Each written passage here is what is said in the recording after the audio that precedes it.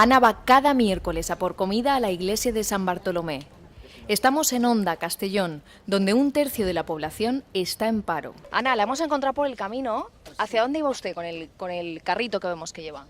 Aquí a Monteblanco, aquí a la iglesia, a la parroquia de San Bartolomé.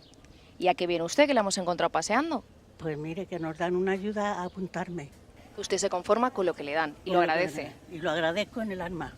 El padre José saluda a Ana. José no lleva alzacuellos, insiste en que le llamemos así, solo José.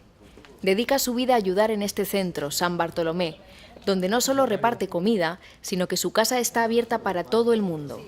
Nos cuenta que cada vez va a pedirle más ayuda la gente que pierde su empleo. José, nos dices que desde el verano pasado has notado que viene más gente española. Antes venían más inmigrantes. Sí, antes el 90 y tantos % eran inmigrantes, ¿no? Y ahora la población de aquí que necesita ayuda ha aumentado muchísimo. Y eso lo hemos detectado desde el verano pasado y a partir de este enero de 2009 es cuando ha sido la explosión, ¿no? Es decir, gente que hasta ahora tenía trabajo normal y se ha quedado en el paro y que no puede hacer frente a sus pagos. Encarni, Dígame. buenos días. Buenos días. ¿Se ha levantado temprano hoy? Uy, yo todos los días, a las 6 de la mañana todos los días. Caray, ¿cómo madrugó usted? No puedo estar en la cama.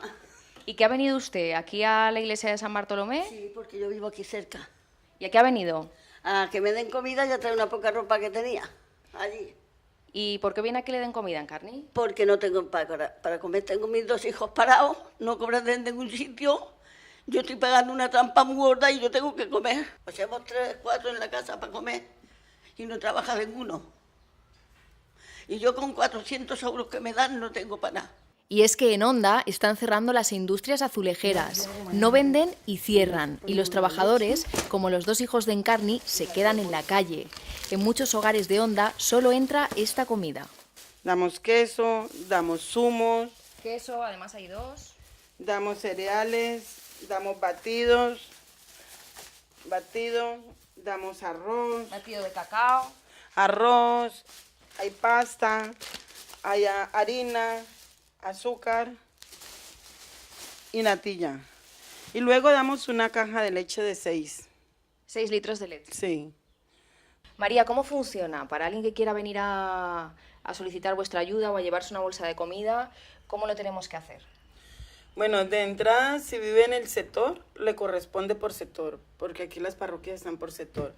Pero de todas formas, el primer paso siempre es hablar con José, que José siempre dice, va, denle comida. O sea, los casos que le presenten a José, José siempre es el que lo decide. Pero por lo regular se le da a todos, tienen que traer el DNI y el empadronamiento. ¿Cuántas personas pueden venir a recoger su comida a las 5 de la tarde? Muchas veces suelen venir, cuando la parroquia ya está cerrada como ahora, pues suelen venir hasta 100 personas. Nos vamos concienciados de que la solidaridad es cosa de todos, deseándole suerte a José para que siga adelante con su proyecto y sabiendo que aportando un poco, para gente como Encarni o Ana, puede significar mucho.